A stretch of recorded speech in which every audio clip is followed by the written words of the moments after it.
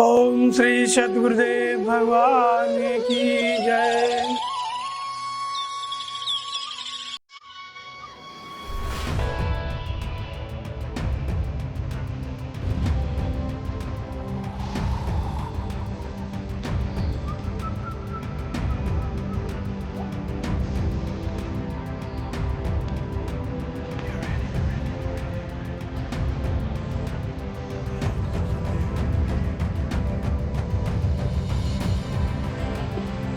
तस्मै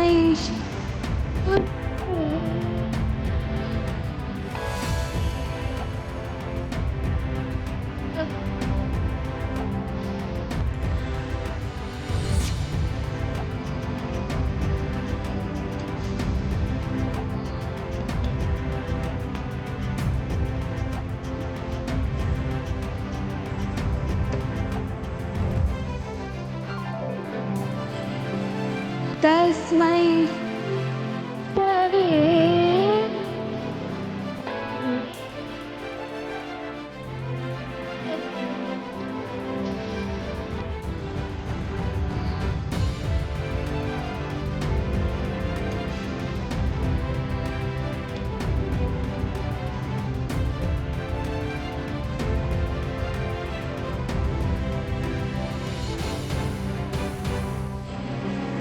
तस्मै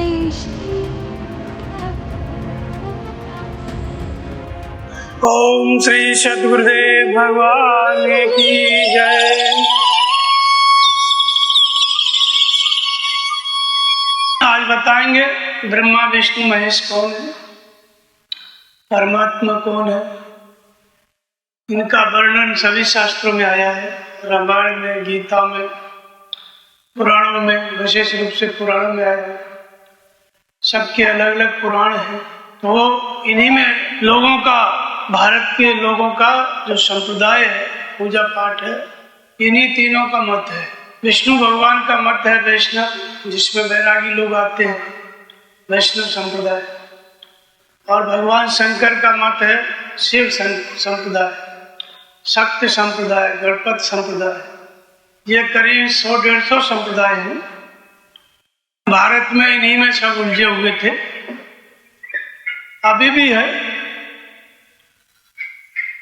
और बहुत से प्रश्न पूछते रहते हैं, परमात्मा कौन है, इनके ऊपर कौन है, या ये भगवान है, इनका कार्य क्या है। तो इस तरह की बातें उठती रहती हैं समाज में। तुलसीदास जी ने रामचरितमानस में इन सबको स्पष्ट किया। ये सभी चीजें स्पष्ट की गई, परमात्मा क्या है, ब्रह्मा विष्णु महेश क्या है, और सद्गुरु कैसे साक्षात परम ब्रह्म स्वरूप होता है, ये सब बातें भी बताई। तो सारी भ्रांतियां धर्म को न जानने के कारण होती हैं। अगर धर्म का सही सही आचरण करने लगे व्यक्ति, तो सब कुछ अलग हो जाएगा, केवल परमात्मा अपने हृदय में शेष रहेगा, उसी में श्रद्धा होगी, बाकी सब हट जाएगा। तो धर्म को नहीं जानते हैं। क्यों नहीं जानते हैं? क्योंकि धर्म शास्त्र को नहीं जानते हैं, गीता की बात नहीं समझते, गीता के अनुसार धर्म क्या है इसको नहीं जानते हैं। तो इसलिए हम लोग ये सभी देवी देवता, इन सब में ऐसा लगता है कि सभी भगवान है, जबकि परमात्मा एक है। रामायण में क्या कहा गया? व्यापक एक ब्रह्म अविनाशी, सत्य चेतन घन आनंद राशि। वह परमात्मा जो कण कण में व्याप्त है, एक है, एक से दो कभी नहीं हुआ। संपूर्ण सृष्टि में एक ही परमात्मा व्याप्त है, दूसरे के लिए दूसरी सृष्टि चाहिए।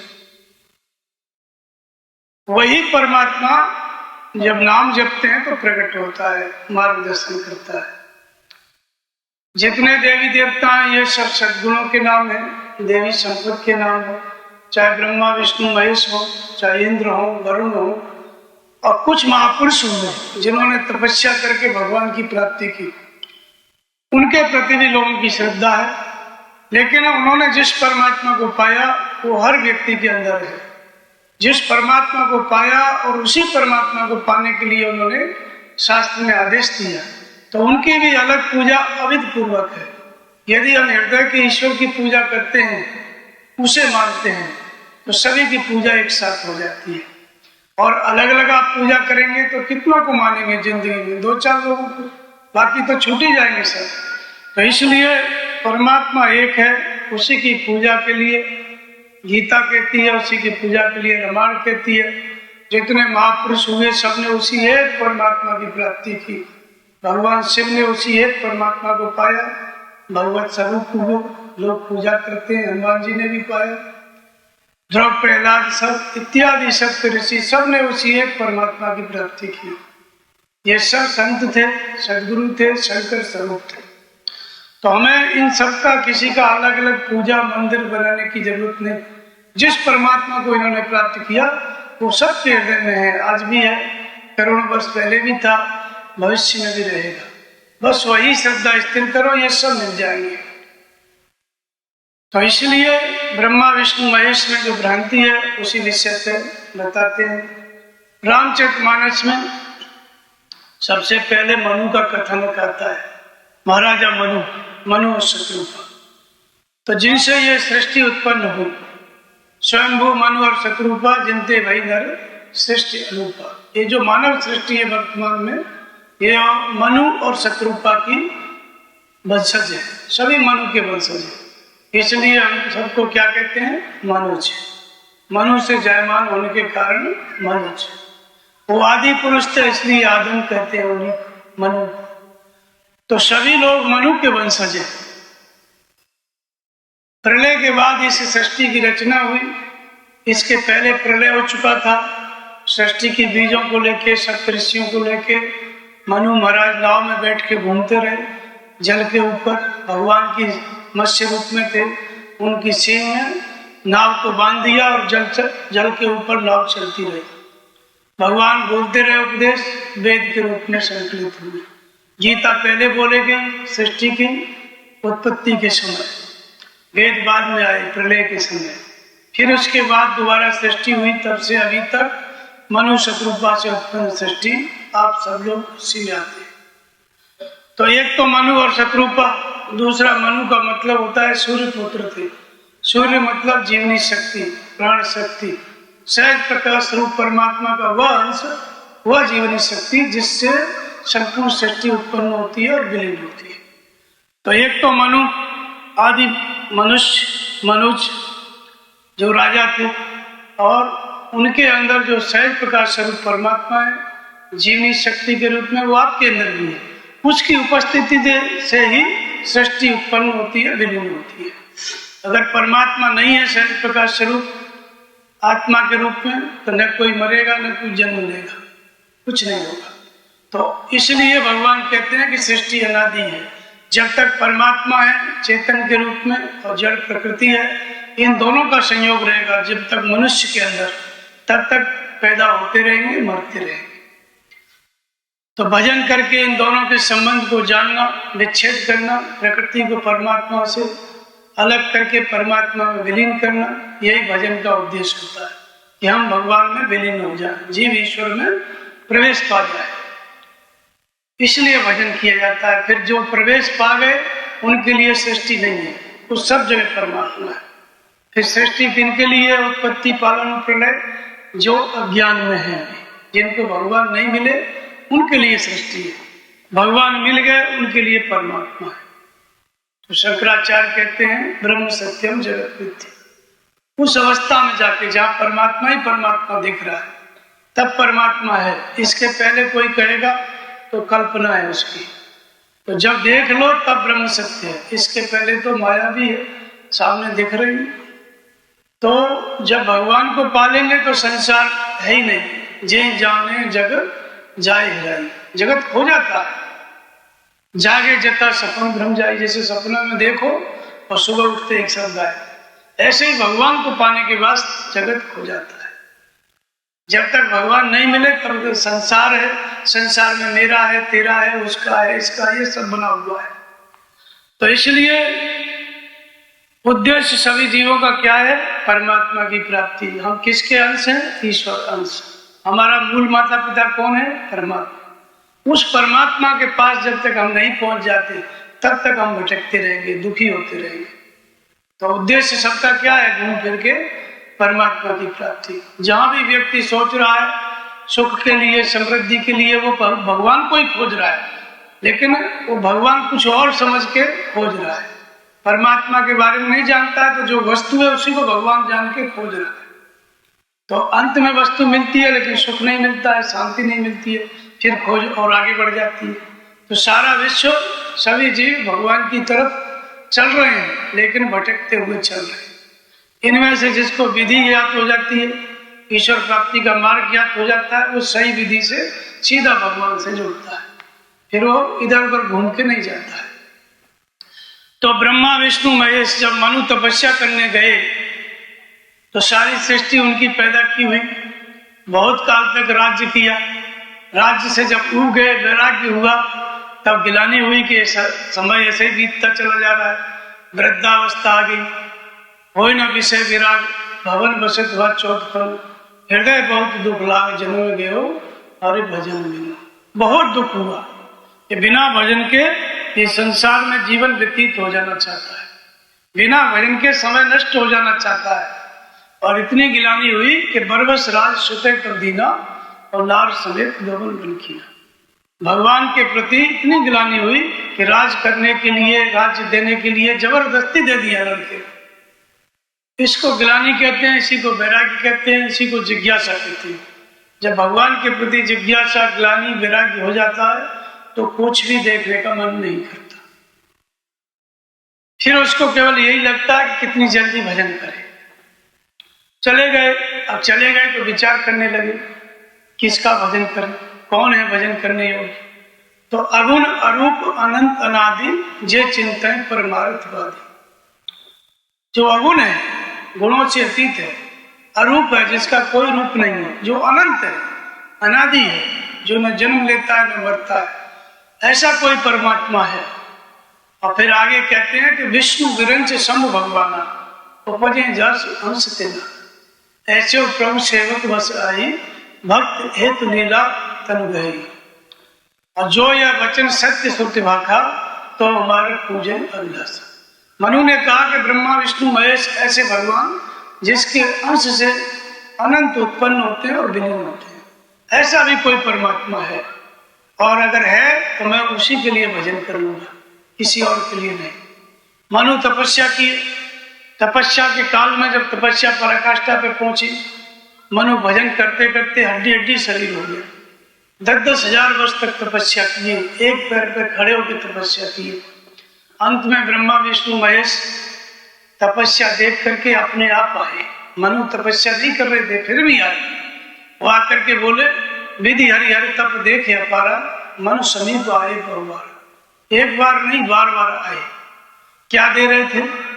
भगवान की प्राप्ति नहीं करा रहे थे, भगवान नहीं दे रहे थे। मांगो वर को भांत लो भाई, परम धीर नहीं चले चलाए। काम क्रोध लोभ एक विकार होता है, लोभ, उस लोभ को आगे बढ़ा रहे थे। वर मांगो, वर मांगो। क्या दे रहे थे? ब्रह्मा दे रहे थे मेरा पद ले लो, विष्णु दे रहे थे मेरा स्थान ले लो, तपस्या बंद कर दो। शंकर जी कह रहे थे मेरा पद भी ले लो लेकिन तपस्या बंद करो।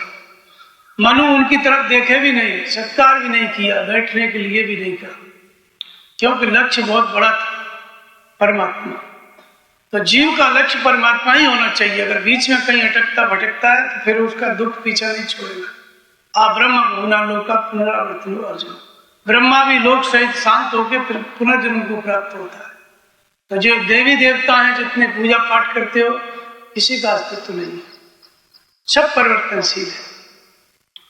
तो ब्रह्मा विष्णु महेश आए मनु के पास, लेकिन कोई फर्क नहीं पड़ा, कोई फर्क नहीं पड़ा।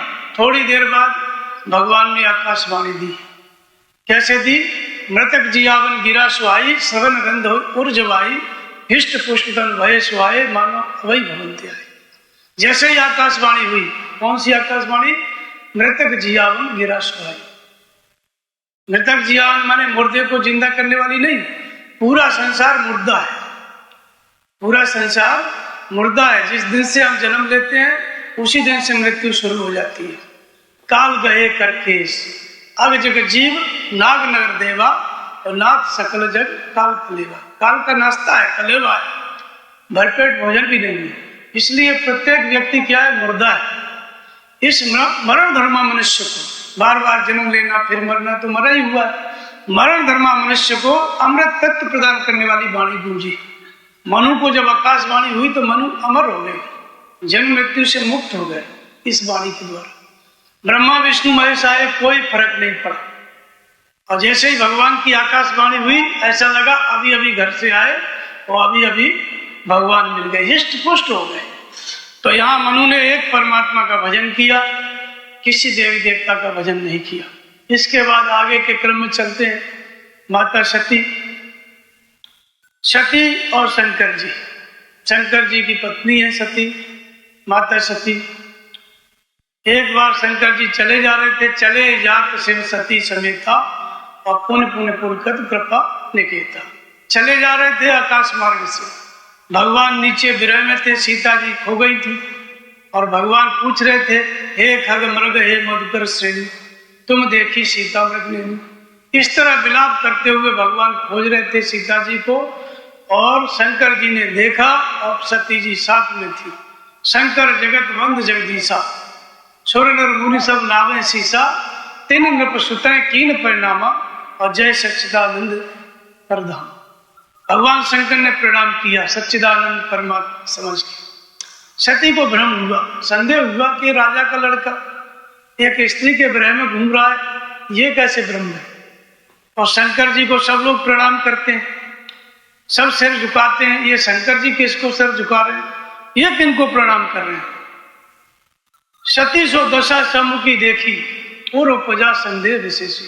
तुरंत भ्रम हो गया, संदेह पैदा हो गया कि ये भगवान, इनसे बड़ा भगवान कौन, और वो भी राजा का लड़का स्त्री के विरह में, ये भगवान नहीं हो सकता।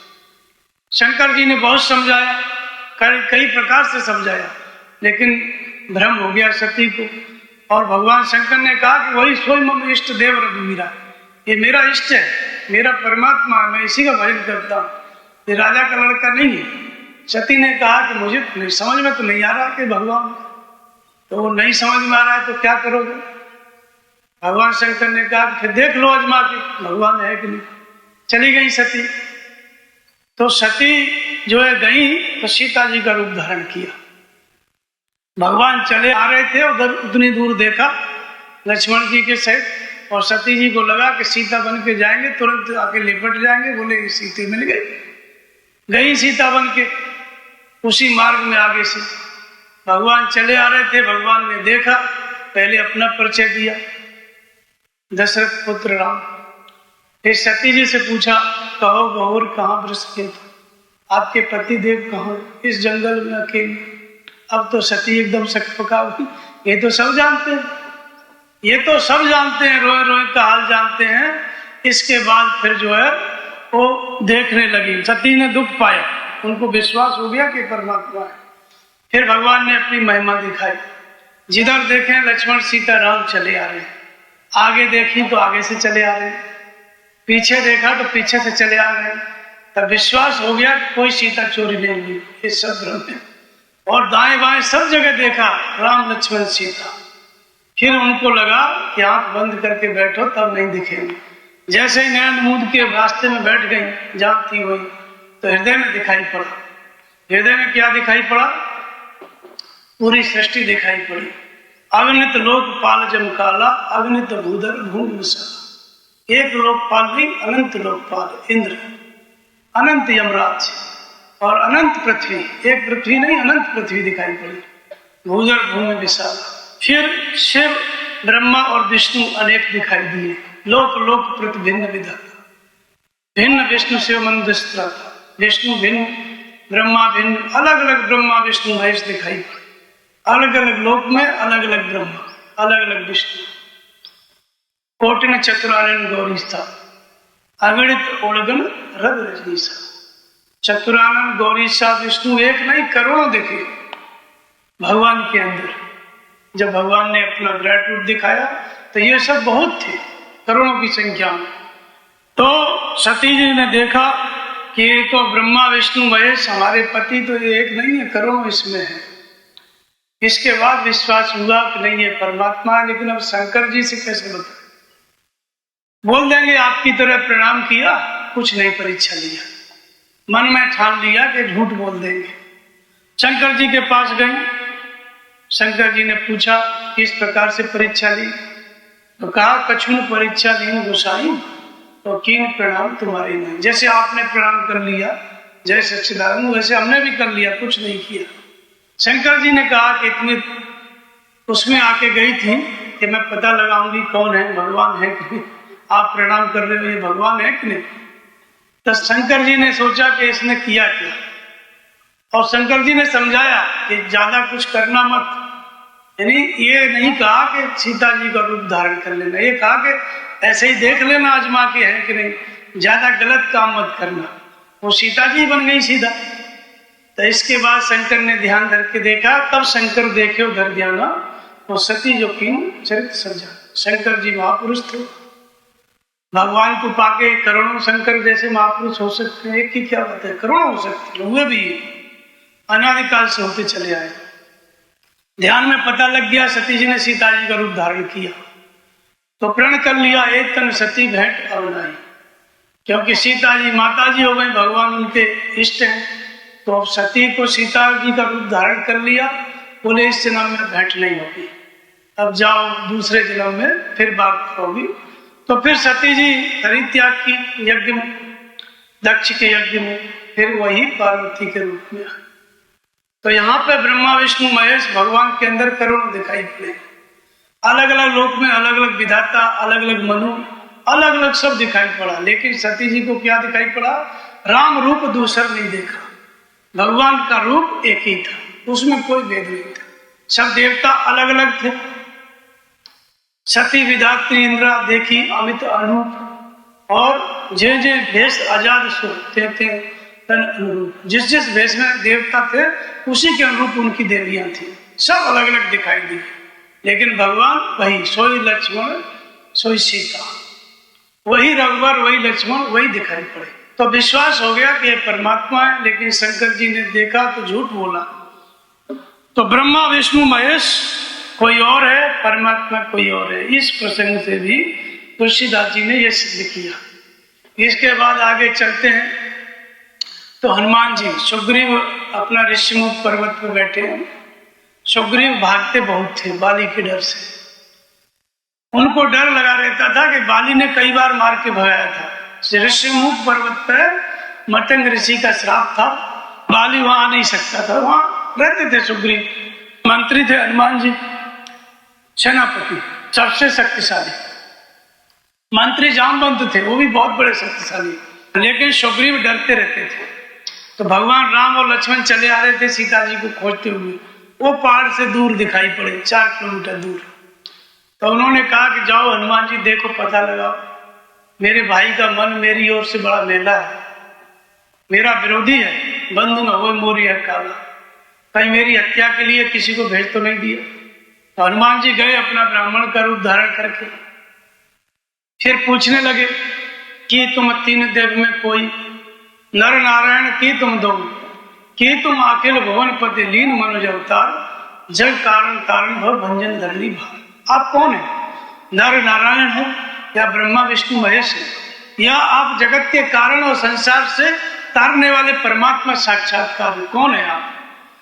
तो जगत के तारने वाला परमात्मा कोई और, ब्रह्मा विष्णु कोई और। यहाँ पे भी हनुमान जी ने पूछा तो अलग अलग बात पूछी, ब्रह्मा विष्णु महेश कोई और सकता है, परमात्मा जो जगत का कारण है और भविष्य तारने वाला है वो परमात्मा कोई और।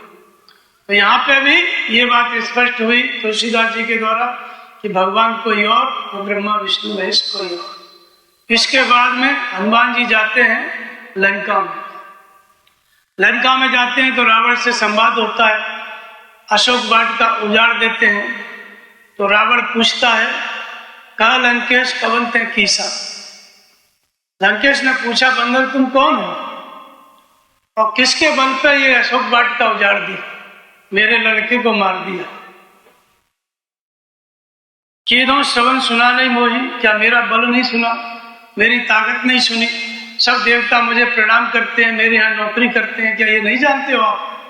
बंदर से कहा हनुमान जी से, देखो अति असंख्य सस्त हुई, ये बंदर तुमको बड़ा असंख्य देख रहा हूं, किसी प्रकार का भय नहीं है, मेरे ही नगर में मेरे ही राजमहल में खड़े हो, किसी प्रकार का भय नहीं है, किसका बल है तेरे पास। तब हनुमान जी वर्णन करते हैं कि मेरे पास किसका, कहते हैं सुनो रावण ब्रह्मांड निकाया, पाए जास बल विरचित पाया। ये रावण जिसका थोड़ा सा बल पा करके ये माया ब्रह्मांडों की रचना करती है, विशेष रचना करती है। एक तो रचना होती है जैसे गाड़ी बनाते हैं फैक्ट्री में, एक जैसी लाइट जो है जब अच्छी नहीं है तो बदल के दूसरे प्रकार की लगा दी है, और मॉडल को चेंज कर देते हैं हर साल। गाड़ियों का नहीं होता है, हर चीज का चेंज हो जाता है हर साल, कपड़ों का अलग अलग प्रकार का। ये रचना है जो मनुष्य के द्वारा होती है। और विशेष रचना भगवान का अनुशासन पाके माया रचती है, भगवान की उपस्थिति में। विशेष रचना क्या है? मनुष्य का शरीर, पेड़ का शरीर, पशुओं का शरीर, ये विशेष रचना है। इसमें जहां होना चाहिए आंख वहीं पर है, थोड़ा भी टेढ़ा हो जाएगा तो कहेगा काना है, टेढ़ी आंख वाला है, लोग अच्छा नहीं मानेंगे। तो ये है भगवान के द्वारा विशेष रचना, विरचित माया। जाके बल विरंच हरीसा और पाले सृजन हरे दस्सीसा। जिसका थोड़ा सा बल पा करके ब्रह्मा सृष्टि की रचना करते हैं, विष्णु सृष्टि का पालन करते हैं और शंकर जी संहार करते हैं। उसी को हनुमान जी कहते हैं कि जाके बल लवलेशते जित्यो चराचर झार, दास दूत में जाकर हरियाण्य प्रिय नार। मैं उसी परमात्मा का दूत हूं जिसका थोड़ा सा बल पा करके तूने चराचर विश्व को जीत लिया, देवताओं को बंदी बना लिया। तेरे पास भी उस भगवान का ही थोड़ा बल है, अपना नहीं है। मैं उसी परमात्मा का दूत हूँ। जब हनुमान जी को परिचय देना हुआ तो भगवान राम का परिचय नहीं दिया कि वो दशरथ पुत्र राम है जिनकी पत्नी खोई तुम हरण करके ले आए, ये नहीं बोला कि मैं उनका। उन्होंने कहा जो कण कण में व्याप्त है, जिसके अंश मात्र से सृष्टि की रचना होती है, ब्रह्मा विष्णु महेश करते हैं, माया करती है, वो परमात्मा जो सबके हृदय में है, मेरे हृदय में भी है, मैं उसका दूत हूँ, मैं उसका सेवक हूँ। हनुमान जी के गुरु थे भगवान राम, उनमें भी वो परमात्मा अवतरित था। तो भगवान राम भगवान के स्वरूप थे, अवतार थे, हनुमान जी के गुरु थे। हनुमान जी के हृदय में बसो सर चाप धर, शुरू में ही तुलसीदास जी कहे हैं धनुष बाण धारण करके हनुमान जी के हृदय में वो राम निवास करते हैं। तो यहाँ पे अभी ये बात स्पष्ट की गई कि ब्रह्मा विष्णु महेश कोई और परमात्मा कोई और। इसके बाद फिर आगे चलिए आप वाल्मीकि। भगवान महर्षि वाल्मीकि से मिलते हैं तो अपने रहने का स्थान पूछते हैं, तो वाल्मीकि कहते हैं कि आप वहां पे नहीं है, आप सब जगह हैं। फिर भी उन्होंने 14 स्थान बताए। फिर कहते हैं वाल्मीकि कि विधि हरे शंभु न चावन हारे, जग पेखन तुम देखन हारे। जगत दृश्य आप देखने वाले हैं और ब्रह्मा विष्णु और महेश को नचाने वाले। तो वहां नचाने का मतलब ये नाच नहीं होता है। नचाने का मतलब रामचरितमानस में है संचालित करना।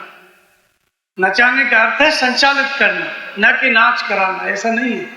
तो नचाने वाले मतलब ब्रह्मा संचालित होते हैं भगवान का बल पाके, विष्णु संचालित होते हैं जो पालन करते हैं भगवान का बल पाके, शंकर जी संहार करते हैं भगवान का बल पाके। इन तीनों को कंट्रोल आप करते हैं। तेऊ न जाने मरण तुम्हारा, ये तीनों भी आपका रहस्य नहीं जानते और तुम्हें को जाननहार। वाल्मीकि के सामने खड़े हैं भगवान, उन्हीं को कह रहे हैं कि वो भी आपका मर्म नहीं जानते। तो यहाँ पे महर्षि वाल्मीकि ने भी ये बात सिद्ध किया कि भगवान अलग, ब्रह्मा विष्णु महेश अलग। तो कौन जानता है उनको? ये भी वाल्मीकि ने बताया। सोई जाने जे देव जनाई और जानत तुम्हें तुम्हें हो जाए। आपको वही जानता है जिसको आप प्रेरणा करके जना दे, समझा दो। और जान के क्या होता है? बोले वो भी तुम्हारा स्वरूप हो जाता है, तुम्हारे जैसा हो जाता है जानने के बाद। कैसे? सुरसर मिले सो पावन कैसे, इस अली से अंतर जैसे। एक गिलास गंगा जल गंगा से निकाल लो, नाम पड़ेगा एक गिलास भर गंगा जल, वापस गंगा में डाल दो तो नाम मिट गया, वो गंगा हो गया। ऐसे ही जीव जब परमात्मा को पा लेता है तो परमात्मा ही हो जाता है, क्योंकि परमात्मा का यही से। तो बीच में ब्रह्मा विष्णु महेश अलग और भगवान अलग यहाँ पे। और भगवान खुद प्रेरणा करके जिसको समझाए वही भगवान को जान सकता है, और जानने के बाद वो भगवान का ही स्वरूप हो जाता है। ये बात महर्षि वाल्मीकि ने कही। तो ये 3-4 जगह पे ये फिर काकभूषण जी का एक दृष्टांत आता है। उन्होंने भी भगवान के उदर में प्रवेश कर गए, उनको भी संशय हुआ कि छोटे से पैदा हुए, भगवान का जन्म हुआ अयोध्या में, तो वो कुआ लेकर के मालपुआ वो भगवान दिखाते थे। एक काकभूषण जी कौआ जो थे उनके सामने ले जाते थे और भगवान दौड़ते थे पकड़ने के लिए, फिर पीछे हट जाते थे। यही सब कर रहे थे विनोद। उनको लगा ये तो बालक है, ये भगवान नहीं है, ये रोने लगता है, जब कुआ खींच लेता हूँ तो रोने लगता है, और पास ले जाता हूँ तो हंसने लगता है, ये कैसा होता है, ये कैसा भगवान? उनको भी संशय हुआ। इसके बाद फिर वो काकभूषुंड जी जो है उड़ के चले, और उड़ के चले तो भगवान नहीं थे, वो छोटे से पैदा हुए। राम गहन को भुजा पसारी, भगवान ने अपनी भुजा पीछे लगा दी, और काकभूषुंड जी उड़ते उड़ते कहाँ गए कि सप्त आवरण भेद कर जहां लगी गति मोर, तहां पुण्य प्रभु भुज ने रखे और व्याकुल भयो बहुत। वो भुजा छोटे से शिशु की सप्त आवरण भेद गए। ब्रह्मांड में सातों आवरण भेद के, सातों आकाश भेद के, वहां भी भगवान की भुजा को साथ में पाया, पास में पाया। और बताते हैं कि ब्रह्म लोक लग गयो में चितम 5 उड़ा, और जुग अंगुल कर बीच में राम भुजय में था। केवल 2 अंगुल की दूरी थी मुझ में और भगवान की भुजा में, और मैं ब्रह्म लोक तक उड़ के गया, भगवान की भुजा इतनी लंबी हो गई। अब काकभूषुंड जी समझ गए कि शिशु नहीं है, परमात्मा है। इसके बाद फिर व्याकुल भयो बहुत, फिर लौट के आए तो भगवान लगे हंसने, भगवान हंसने लगे, और जैसे ही हंसे काकभूषुंड जी घुस गए अंदर भगवान के शरीर में, पेट में चले। तो फिर पेट में जाके क्या देखते हैं काकभूषुंड जी, उधर माज सुन अंडर आया, और देखो वो ब्रह्मांड निकाय। एक ब्रह्मांड नहीं, ब्रह्मांडों के समूहों को देखा। जैसे अभी वैज्ञानिक नहीं कहते हैं ना, एक ब्रह्मांड, एक गैलेक्सी, क्या क्या खोज नहीं किए। काकभूषुंड जी ने उस समय देख लिया था, भगवान के उदर में अनेकों ब्रह्मांड को देखा। नाना भांति सृष्टि विस्तार, देखो जिनस अनेक प्रकार की सृष्टि को देखा। फिर देखा अनेक ब्रह्मा, अनेक विष्णु, सब उसमें देखा।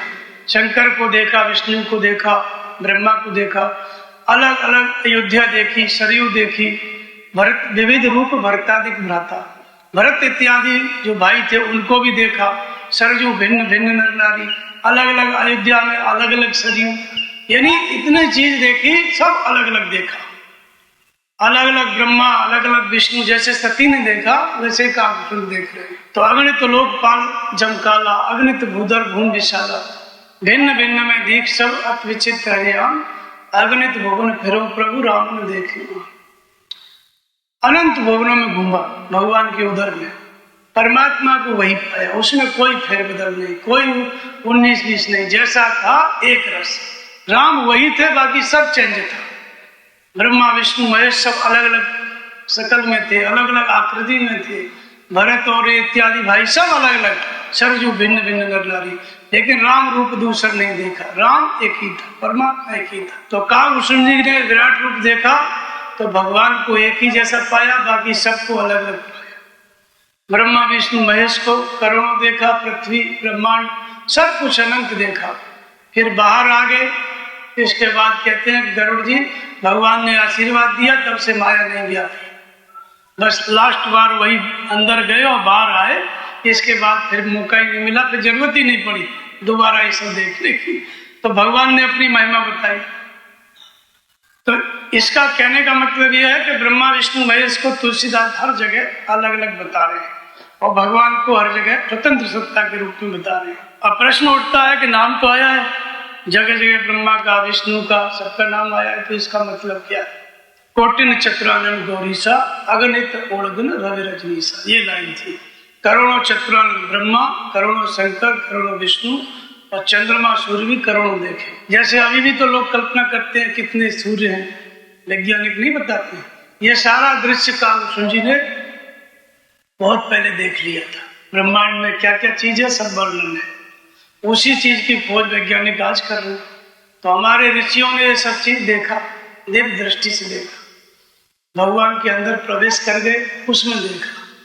अभी उधर में, भगवान के उधर में ही सब दिखेगा, बाकी सामान्य उधर होता तो ये कहाँ दिखता है? वो तो पेट में क्या इतना जगह रहती है, लेकिन सारा ब्रह्मांड उसमें देखा। तो ये एक विशेष रहस्य है। तो ब्रह्मा विष्णु महेश, ब्रह्मा को आप देखेंगे, ब्रह्मा जी हैं, ब्रह्मा जी को 4 मुख है। ब्रह्मा जी को 4 मुख हैं, उनका काम क्या है? सृष्टि की रचना करना। ब्रह्मा जी का काम है सृष्टि की रचना करना। दूसरी बात, गुरु को ब्रह्मा कहा गया, गुरु ब्रह्मा गुरु विष्णु गुरु देवो महेश्वर, गुरु साक्षात परम ब्रह्म, ये भी गुरु को भी कहा गया। तो ये ब्रह्मा विष्णु महेश क्या है? जब हम भगवान की प्राप्ति के लिए, भगवान का भजन करने के लिए हमारे मन में जिज्ञासा होती है केवल परमात्मा की प्राप्ति के लिए, तो हमें महापुरुष मिलते हैं, साक्षात परम ब्रह्म स्वरूप। पहले हृदय स्थित ईश्वर में श्रद्धा स्थिर होती है। ईश्वर सर्वभूतानां हृदय देशे अर्जुन तिष्ठति। ईश्वर कहाँ रहता है? संपूर्ण प्राणियों के हृदय में रहता है। हृदय में रहता है, इतना समीप, फिर लोग क्यों नहीं जान पाते? तो कहते हैं माया रूपी यंत्र में आरूढ़ होके ब्रह्मस भटकते रहते हैं। ये देवता वो देवता, भूत प्रेत, आकाश पाताल सब जगह पूजा करते हैं, लेकिन हृदय के ईश्वर को नहीं जानते। हृदय का मतलब क्या है? एक तो हृदय धड़कता है, और दूसरा हृदय का मतलब होता है अंतःकरण की गहराई, जिससे हम योजना बनाते हैं, प्लानिंग करते हैं, उसको मन कहते हैं। योजना बनाते बनाते जब निर्णय ले लिए तो उसी का नाम बुद्धि है, और निर्णय लिए उनके अनुसार चिंतन करने लग गए, चिंतन करने लग गए, रिपीट करने लग गए, तो उसको चित्त कहते हैं। और जब काम पूरा हो गया तो हमने ये किया, हमने ये वो किया, अहंकार। ये जो चतुष्ट अंतःकरण है, इसकी गहराई का नाम है हृदय देश।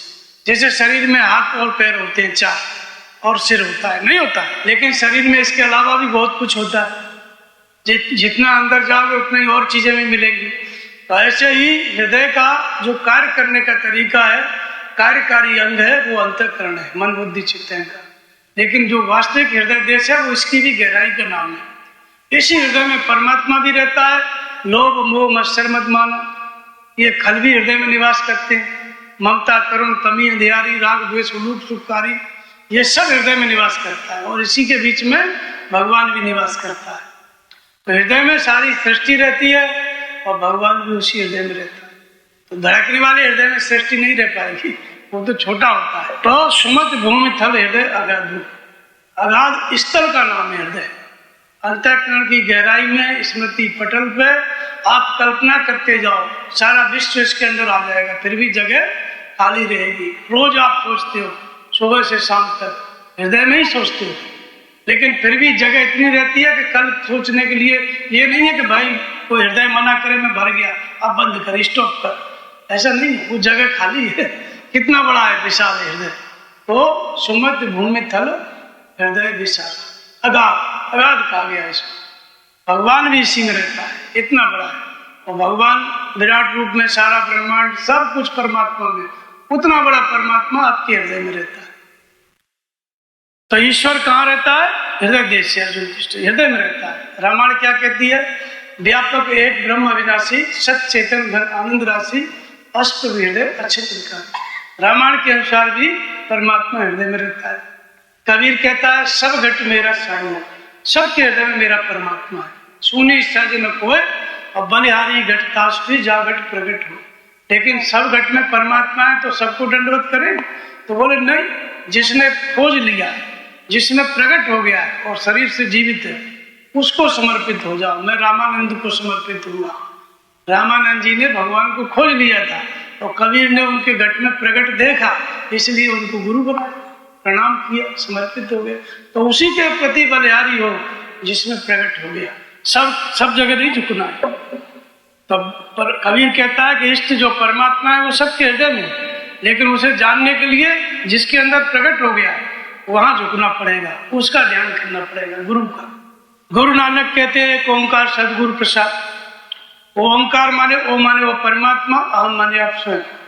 वो परमात्मा जो आपके हृदय में रहता है वो सबके अंदर है, गुरु नानक कहते हैं। लेकिन मिलेगा कैसे?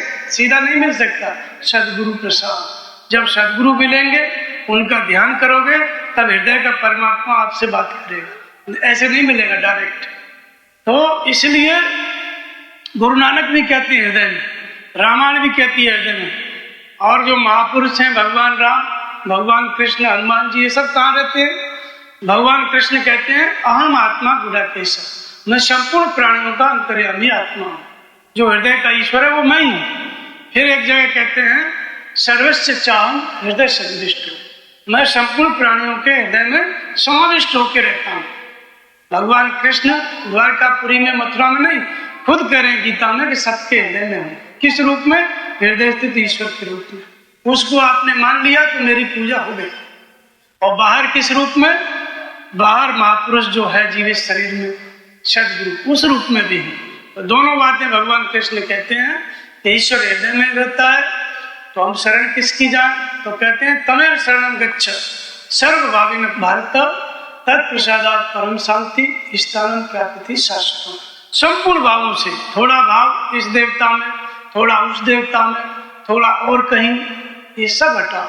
संपूर्ण श्रद्धा को समेट के हृदय स्थित ईश्वर की शरण हो जाओ।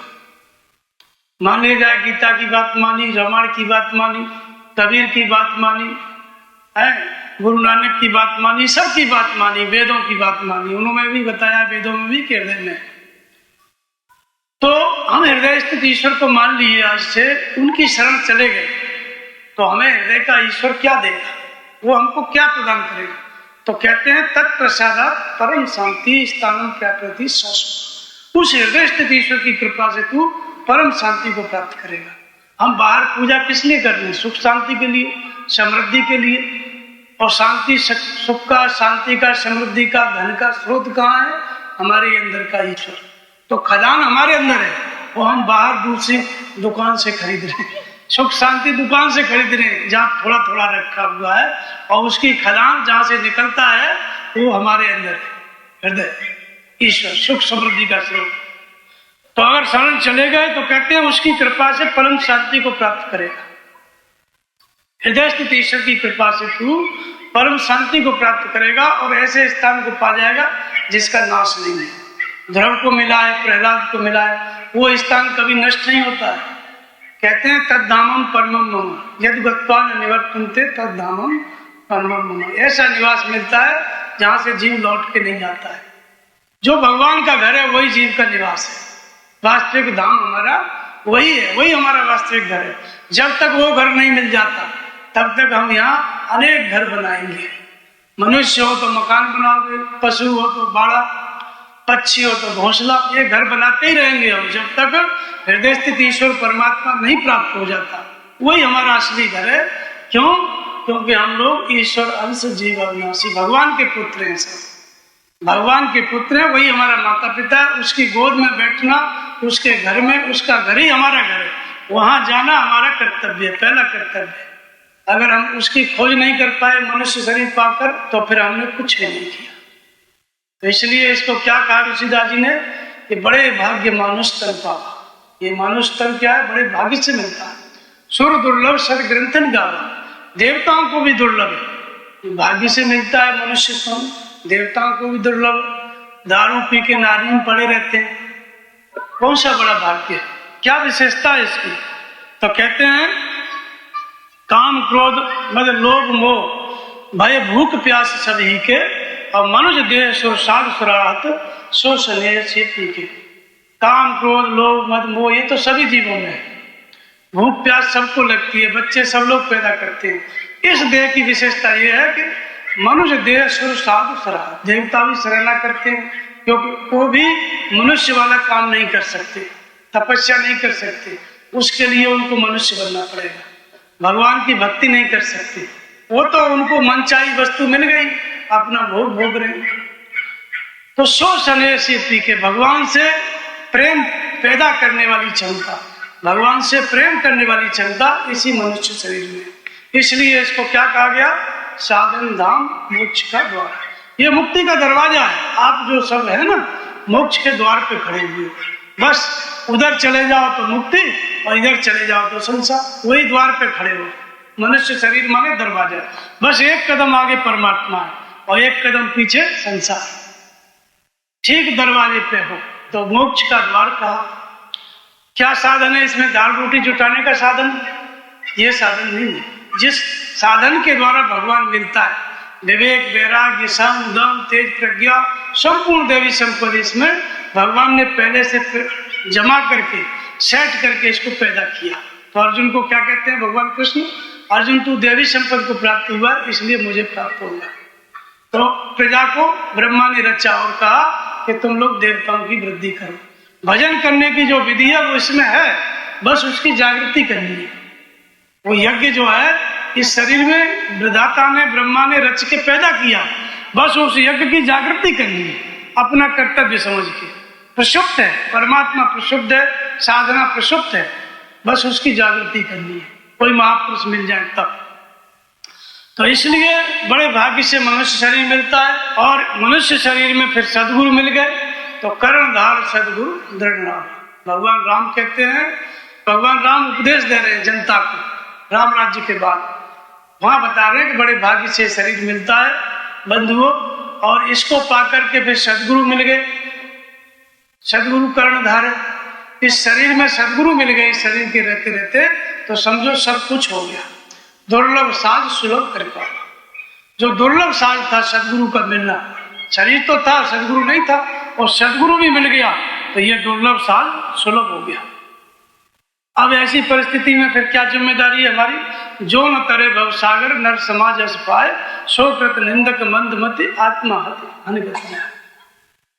इस तरह का मनुष्य शरीर मिल गया, सदगुरु मिल गए, फिर हम भवसागर से पार होने का उपाय नहीं करते, आधा घंटा टाइम नहीं देते भगवान के लिए, तो कहते हैं वो अपनी आत्मा का हत्यार है। ऐसा स्थिति हो गया, फिर वो भजन नहीं करता है तो अपनी आत्मा का हत्यार, अपनी आत्मा को अधोगति में ले जा रहा है। काले कर्म ईश्वरे मिथ्या दोष लगा। अगर ऐसी परिस्थिति बन गई, फिर कहता है समय अनुकूल नहीं है, तो सब दोष उसका है। कहता है कि कर्म में नहीं लिखा है भजन करना, भक्ति करना, तो भी उसका दोष है। सब भगवान का दोष नहीं है, कर्म का नहीं है, सब उसी मनुष्य का दोष है। और फिर बहुत लोग कहते हैं भगवान हमसे कराते ही नहीं, हम तो तैयार है भगवान कराए ना, उनकी मर्जी के बिना पत्ता भी नहीं हिलता, वो क्यों नहीं कराते, करा लें। अरे भाई आप पढ़ने जाते हो तो भगवान पढ़ाते हैं, आप खुद जाते हो, व्यापार करते हो, नौकरी करते हो, खुद ने किया, भगवान ने नहीं कराया। तो नाम जब भी खुद करो, भगवान के ऊपर क्यों छोड़ते। तो ये काल कर्म और ईश्वर को जो दोष देता है मनुष्य, व्यर्थ देता है, सारा दोष उसका है। भगवान ने कभी कबहू को कर करुणा नर देही, और देत ईश्वरिन हित सने। भगवान कभी कभी कृपा करके मनुष्य शरीर दे देते हैं, ये भगवान की कृपा से मिलता है। एक बार, पहली बार नहीं, तो जीव जंतु में हम लोग पैदा होते हैं। एक बार की कहानी है, बुद्ध के उसमें आता है कि एक आदमी गया बुद्ध के पास साधु बनने के लिए। उसने कहा कि जब मैं आपको देखता हूँ मार्ग से गुजरते हुए, तो मेरे मन में बड़ा आकर्षण होता है, मेरे मन में होता है कि मैं आपकी सेवा करूं, आपकी शरण में आऊं और मैं भजन करूं, आपके आदेश का पालन करूं। बार बार ऐसा क्यों होता है, बुद्ध से पूछा। तो बुद्ध क्या है, तो महापुरुष थे। थोड़ी देर वो बैठा, उसको ध्यान किए, देखे उसको, अपने मन में धारण किए, तो उसके पिछले जन्म का दृश्य आ गया। पिछले जन्म में क्या है, वो हाथी था। हाथी था तो जंगल में आग लग गई थी, और जंगल में आग लग गई तो सब जानवर भाग रहे थे बचने के लिए। एक खरगोश आके, हाथी भी भाग रहा था, लेकिन एक छोटा सा खरगोश आके उनके पैर के नीचे आके छिप गया, और हाथी अपना पैर उठा के ऐसे उसको बचाया। आग लग के बुझ गई, जंगली जानवर, बहुत से लोग मर गए, बहुत से जानवर। अब हाथी जो है, जब आग बुझी तो हाथी का पैर अकड़ गया था, जैसे ही वो पैर नीचे रखना चाहा वो भी मर गया, हाथी भी मर गया, खरगोश बच गया। तो ये दृश्य भगवान बुद्ध ने उनको बताया कि ये पिछले जन्म में तुम्हारी ये घटना है, जिसकी वजह से तुम मनुष्य हुए। ये जो करुणा तुम्हारे मन में थी, पशु होने के बाद भी बचाने का भाव था, इतने पुण्य से तुम जो है मनुष्य हो गए। तो भगवान इसी करुणा की वजह से मनुष्य शरीर दे देते हैं। तो बड़े भाग्य से मिलता है। मनुष्य माने स्त्री पुरुष दोनों को मनुष्य कहा गया। अब ऐसी परिस्थिति में हमें करना क्या है, सदगुरु की खोज। सदगुरु की खोज कैसे करना है, क्या जाके गुरु बनाना है, ऐसा नहीं। हृदय स्थित ईश्वर में श्रद्धा स्थिर करो। भगवान कृष्ण कहते हैं, इससे भी गोपनीय बात सुन, मन मना मत भक्तो मध्याजी माम नमस्कुर। पहले कहते हैं कि हृदय में ईश्वर है, उसकी शरण जा, फिर कहते हैं कि मैं खड़ा हूं, मेरे पास आ। दोनों बात बताते हैं भगवान।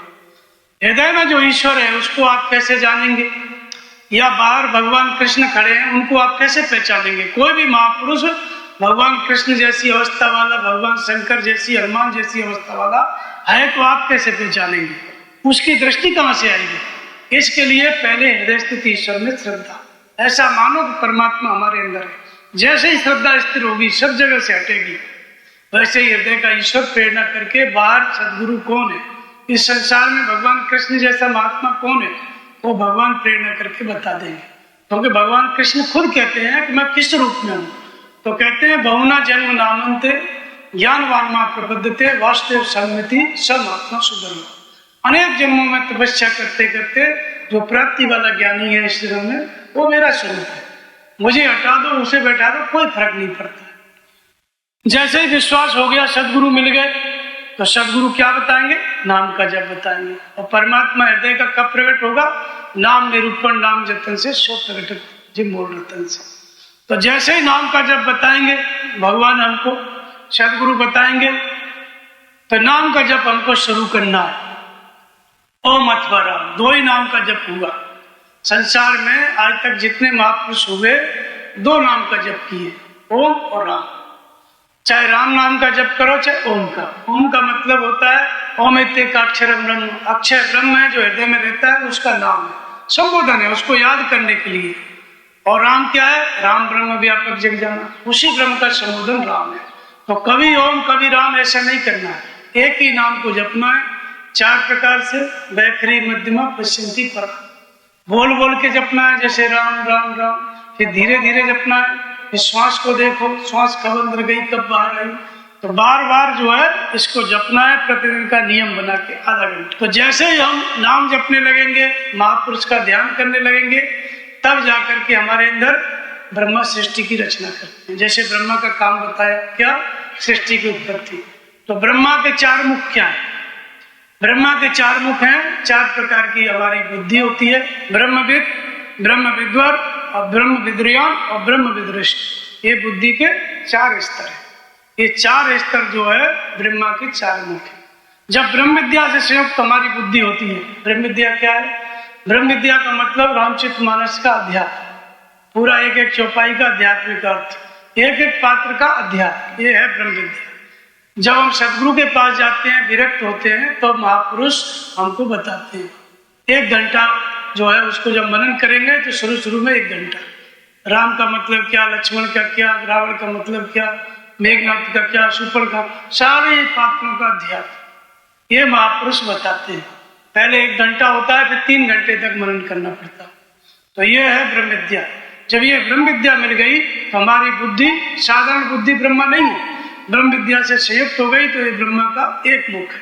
और फिर ब्रह्म विद्या में श्रेष्ठता प्राप्त कर ली, ब्रह्म विद्वा।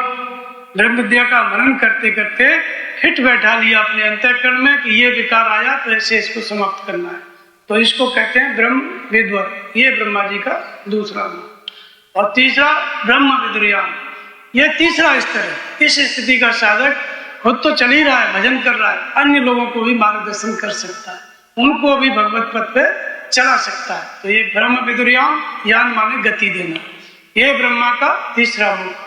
और ब्रह्म विदृष्ट, इष्ट प्रवाहित हो गया, बुद्धि केवल यंत्र हो गई, भगवान जो बताते हैं उसको समझती है और वाणी व्यक्त करती है। ये ब्रह्मा जी का चौथा मुख। तो ये ब्रह्मा के 4 मुख हैं। ये ब्रह्म विद्या से संयुक्त बुद्धि क्या है? ब्रह्मा है। तो ब्रह्मा फिर सृष्टि कैसे रचते हैं? तो योग विधि की जागृति। इसलिए ब्रह्मा का एक नाम क्या है? विधाता। विधि भी उनका नाम है, विधि हरिहर तप देखे परा। विधि भी ब्रह्मा जी का नाम है। तो कौन सी विधि? जिस विधि से भगवान मिलते हैं, उस विधि की जागृति होना ही ब्रह्मा है। उस विधि की जागृति का मतलब क्या है? उस विधि की जागृति का मतलब है जो गुण हमारे अंदर अभी तक नहीं है, वे गुण प्रकट हो जाए। ये नाम जब से ही होगा सब, परमात्मा के सदगुरु के ध्यान से ही होगा। परमात्मा से ही ब्रह्म पैदा हो रहा है और परमात्मा में ही विलीन होगा। परमात्मा नहीं है, उसकी प्रसक्ति है। तो योग विद्या की जागृति, योग विधि की जागृति, अर्थात भगवान से मिलने वाली विधि की जागृति होना क्या है? ब्रह्मा है। अब यह जागृति होती है तो हमारे अंदर कौन सी सृष्टि रचती है? ईश्वरीय सृष्टि, सदगुणों की सृष्टि। जो गुण अभी तक हमारे अंदर नहीं थे, जागृति होते ही योग विधि की वे गुण प्रकट हो जाते हैं। उसी को देवी संकट कहा, सदगुण कहा है, उसी को अनेक अनेक नाम से कहा है।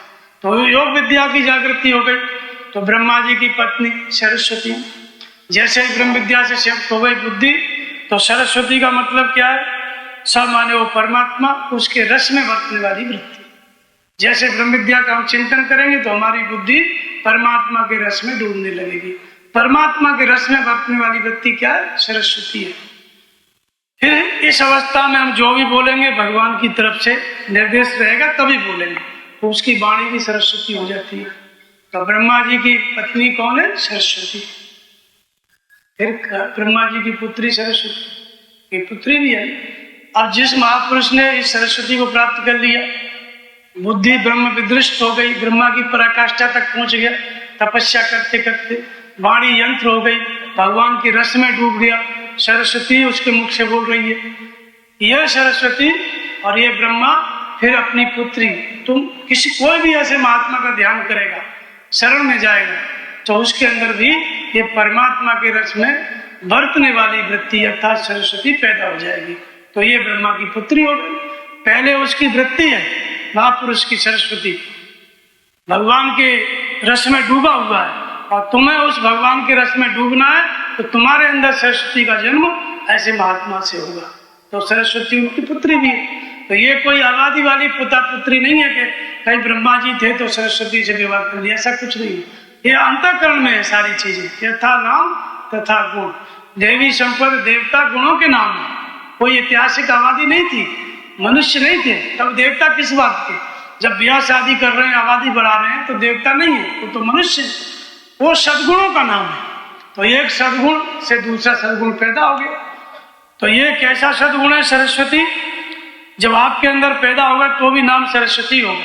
महापुरुष के अंदर भी सरस्वती है, वो उनकी पत्नी है, लेकिन आपके अंदर उनसे पैदा हुई तो वो उनकी पुत्री हो गई।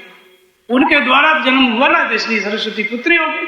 परमात्मा के रस में बरतने वाली वृत्ति उनका ध्यान करके हमारे अंदर पैदा हो गई, इसलिए उनकी वो पुत्री हो गई। लेकिन उनकी कौन है? जिस स्वरूप में भगवान को पा लिए, भगवान के रस में डूब गए, तो उनकी वृत्ति है, उनकी पत्नी। तो एक ही वृत्ति का, एक ही चीज का दो नाम हो गया, दोनों एक ही है। तो इसलिए ये ब्रह्मा जी का रूप है। ब्रह्मा जी सृष्टि की रचना करते हैं, अर्थात हमारे अंदर ईश्वरीय गुणों की रचना होने लगती है। कैसे होने लगती है? विद्या की प्रेरणा से, भगवान की प्रेरणा से ये सद्गुण पैदा होने लगते हैं। जैसे जैसे भजन करोगे वैसे वैसे पैदा होने लगेंगे। और एक बात बताई ब्रह्मा के विषय में, ब्रह्मा जी और क्या है? 4 युग होते हैं। सहस्र युग पर्यंतम आहर यज्ञ ब्राह्मणों विदो, रात्रि योग सहस्रांताम ते हो रात्रि विदो जाओ। 1000 चतुर्युगों का ब्रह्मा का दिन और 1000 चतुर्युगों का ब्रह्मा की रात्रि को जानते हैं वे लोग, काल के भेद को जानते हैं। वो काल से ऊपर उठ जाते हैं, वो काल को जीत लेते हैं, जो ब्रह्मा के दिन और रात को जानते हैं। तो 1000 बार चतुर्युग बीत जाएंगे तो एक दिन होगा। अब कौन व्यक्ति ऐसा है जो खड़ा होकर 1000 बार ब्रह्मा के दिन को जानेगा? आदमी कोई जान सकता है, लेकिन भगवान कहते हैं कि जो लोग, जो व्यक्ति, जो पुरुष ये दिन रात को जानता है, वो काल के भेद को जानता है। तो 4 युग जो है, सतयुग, त्रेता, द्वापर, 4 युग है। इनका 4 युग का जो शास्त्रों में प्रमाण आया है, 4-4 लाख, 10-10 लाख, 32-32 लाख का समय निर्धारित है। वैसे कोई समय नहीं होता है। चारों युग जो है, सतयुग, त्रेता, द्वापर, 1000 बार जब बीत जाते हैं तो ब्रह्मा का एक दिन होता है, और फिर वापस 1000 बार फिर से बीतेंगे तब एक रात्रि होती है। तो इसका मतलब तो ये है कि कोई आदमी इस तरह के दृश्य को कैसे देखेगा? इतना जिंदा कौन बचेगा देखने के लिए? ये तो आदमी की तो आयु 100 साल है, और ब्रह्मा जी का तो 1000 चतुर्युग में एक दिन होता है केवल। इतने दिन तक कौन जिंदा रहेगा? इसका मतलब है ये सब आध्यात्मिक रूपक है। ब्रह्मा क्या है? ब्रह्म विद्या से संयुक्त बुद्धि, जो मैंने आपको बताया 4 प्रकार की, ब्रह्मविद, ब्रह्म विद्वर, ब्रह्म विद्रियान और ब्रह्म विदृष्ट, ये 4 मुख ब्रह्मा के हैं। और चतुर्युग क्या है? अंतःकरण, मन, बुद्धि, चित्त, अहंकार, ये चतुर्युग है। इसमें कितनी वृत्तियां हैं? 1000 प्रवृत्तियां। मन हजारों तरह से सोचता है दिन भर, बुद्धि हजारों तरह से निर्णय लेती है। आप लिख नहीं सकते, लिखोगे तो आपके वजन से ज्यादा बड़ी पुस्तक हो जाएगी अगर जीवन भर लिखोगे। इतने निर्णय होते हैं, बुद्धि के, मन की योजना इतनी होती है। तो हजारों जो चतुर्युग बताए गए ना, 1000 चतुर्युग, वो हजारों अंतःकरण की जो वृत्तियां हैं, इनके अंतराल में दिन क्या है? दिन माने विद्या का प्रकाश। विद्या क्या है? अविद्या और विद्या के बारे में भगवान ने बताया। एक दुष्ट अतिशय दुख रूपा तावस जीव बड़ा भवकूपा। अविद्या क्या है? जिसके वश में होकर के जीवात्मा संसार में भटक रहा है। विद्या क्या है? एक रचा जग गुण बस जाके और प्रभु प्रेरित नहीं निज बलता। विद्या माने भगवान की प्रेरणा, भगवान जागृत होकर बताने लगे, इसका नाम विद्या है। तो जब नाम जपते जपते हमारे अंतःकरण में, चारों में, मन बुद्धि चित्त अहंकार, ये चतुर्युग में, इसमें हजारों प्रवृत्तियों से हम भगवान की तरफ चलते हैं, विद्या प्रवाहित होती है, ईश्वर का भजन करते हैं, तब ये हो गया ब्रह्मा का दिन। इसको हम भजन करते करते हम देख सकते हैं, इसको हम अपने अंतःकरण में रोज देख सकते हैं। हजारों प्रवृत्तियां ही हजार चतुर्युग है, तो इन हजारों प्रवृत्तियों में विद्या का प्रकाश होता है। कब? जब आप नाम जप रहे हैं, ध्यान कर रहे हैं, तब। तो ये क्या है? ये ब्रह्मा का दिन है। और फिर सदा तो भजन में मन लगेगा नहीं, जैसे ही मन भजन से हटा तो काम क्रोध लोभ में चला जाएगा, तो अविद्या का अंधकार छा गया। तो ये हजार चतुर्युगों की ब्रह्मा की रात्रि है। ये हजारों प्रवृत्तियों में अंतःकरण की, मन बुद्धि चित्त अहंकार, इनकी हजारों प्रवृत्तियों में अविद्या छा जाती है, और अविद्या छा जाती है तो ये ब्रह्मा की रात्रि है। अब इस बात को जो भजन कर रहा है, रोज नाम जप रहा है, ध्यान कर रहा है, वो इस चीज को देखेगा, रोज देखेगा। इसलिए भगवान कृष्ण ने कहा कि जो दिन और रात, ब्रह्मा की दिन और रात को जान लेते हैं, वो काल के भेद को जानते हैं, वो काल से अतीत हो जाते हैं। तो ये ब्रह्मा की एक विशेषता है। जो चतुर्युग है वो 1000 बार चले जाएंगे तब दिन होगा, और 1000 बार चले जाएंगे तब रात्रि होगी। तो दिन माने विद्या का प्रकाश, और रात्रि माने अविद्या का अंधकार। तो कवं दिवस में निवृत्तम, कवं का प्रकट पतंग, और विनय उपजे ज्ञान जिमे पाए कुशल सुषम। जैसे आप देखते हैं आंधी आती है, राजस्थान में आती है, इधर भी आती है, तो जब आंधी आएगी तो 3 बजे अंधेरा हो जाएगा। जब भयंकर आंधी आती है तो एकदम अंधेरा हो जाता है, दिन में जो है नहीं दिखाई देता है, इतना अंधकार। तो ऐसे ही इसको कहते हैं तुलसीदास जी कि कवं दिवस में निवृत्तम, कभी कभी दिन में अंधकार हो जाता है। कवं को प्रकट पतंग, पतंग माने सूर्य, कभी कभी सूर्य उदय हो जाता है तो प्रकाश हो जाता है। ऐसा दिन में होता है बहुत बार। बरसात के टाइम में कभी बादल जो है छा गए तो अंधकार हो गया, और सूर्य उदय हो गया तो प्रकाश हो गया। ठीक इसी तरह से ज्ञान और अज्ञान, कुसंग और सुसंग पाके रोज प्रकट होता है और डूबता है। जब सुसंग मिल गया, नाम जप का संग मिल गया, सदगुरु के ध्यान का संग मिल गया, तो विद्या का प्रकाश हो जाएगा, ज्ञान का प्रकाश हो जाएगा। और जब काम का, क्रोध का, लोभ का, वासनाओं का संग मिल गया मन को, तो अविद्या का, अज्ञान का अंधकार। ये रोज घटेगी ये घटना। जब भजन करोगे तो प्रतिदिन का काम है। तो यही ब्रह्मा के दिन और रात्रि है। तो बुद्धि ही ब्रह्मा है, ब्रह्म विद्या से छेद। अंतःकरण चारों, मन बुद्धि चित्त अहंकार, इनकी हजारों प्रवृत्तियां, ये चतुर्युग है। इसमें विद्या प्रवाहित है, भगवान का भजन कर रहे हैं, तो विद्या का दिन, ब्रह्मा का दिन। और जब अविद्या प्रवाहित है, काम क्रोध लोभ में लगे हैं, तो अविद्या का अंधकार, ब्रह्मा की रात्रि। इस तरह से प्रक्रिया रोज चलती है। तो ये ब्रह्मा की विशेषता है। जो ये ब्रह्मा का यही काम है, सृष्टि, उत्पत्ति और चतुर्युग, यही प्रमुख विशेषता है। इसके बाद आते हैं विष्णु। विष्णु की क्या विशेषता है? ये योग विधि की जागृति, जब भजन करने लगोगे तब ये चीजें आपको प्रकट होंगी, ये समझ में आएंगी सब आपके अंदर। ये परमात्मा से ही जागृत हो रहा है ये सब, ब्रह्मा का दिन रात, उसके बिना कुछ नहीं है। नाम जप रहा है, सदगुरु का ध्यान कर रहा है, तभी प्रकट हो रहा है, अनायास कुछ नहीं होगा। तो इसके बाद ब्रह्मा के बाद आता है विष्णु। विष्णु भगवान की क्या विशेषता? 4 हाथ हैं उनके। एक हाथ में चक्र सुदर्शन है, एक हाथ में गदा है, एक हाथ में पद्म है, और एक हाथ में शंख है। गदा, पद्म, शंख, चक्र, 4 हाथ है, चारों में 4 अस्त्र। ये विष्णु भगवान का बाहरी स्वरूप। और क्या है उनको? लक्ष्मी जी उनकी पत्नी, लक्ष्मी जी उनकी पत्नी है। और कहीं कहीं वो उन पर रहते हैं, नाग की, शेष नाग की सैया पर, कहीं कहीं कमल के ऊपर रहती है लक्ष्मी जी। लक्ष्मी जी कमल पर रहती हैं, भगवान विष्णु शेष नाग की सैया पर विश्राम करते हैं प्रलय के बाद क्षीर सागर में। ऐसा फोटो आपने देखा होगा। उसको सहज कहते हैं, सुनी सहजन को सहज कहा है कबीर ने, उसको सैया कहा है। तो यह भगवान विष्णु का स्वरूप है। और भगवान विष्णु क्या करते हैं? सृष्टि का पालन करते हैं।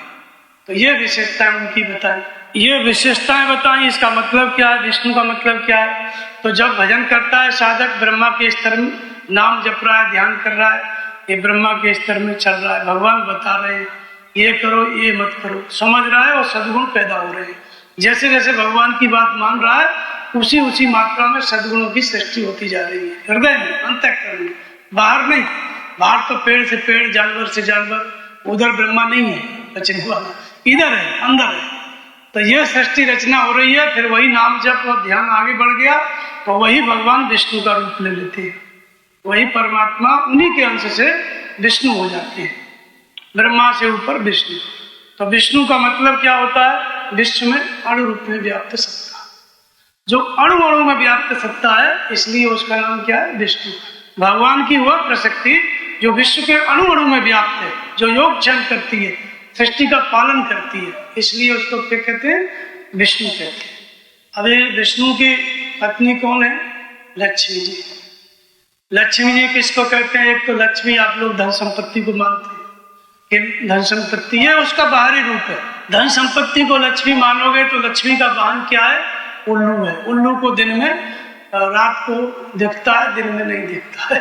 तो जिसके पास बहुत धन आ जाता है उसको कुछ नहीं दिखता। ऐसा होता है कि नहीं? बात मतलब अज्ञानता घेर लेती है चारों तरफ। तो लक्ष्मी का बाहर उपयोग करोगे उसका तो उल्लू बन जाओगे।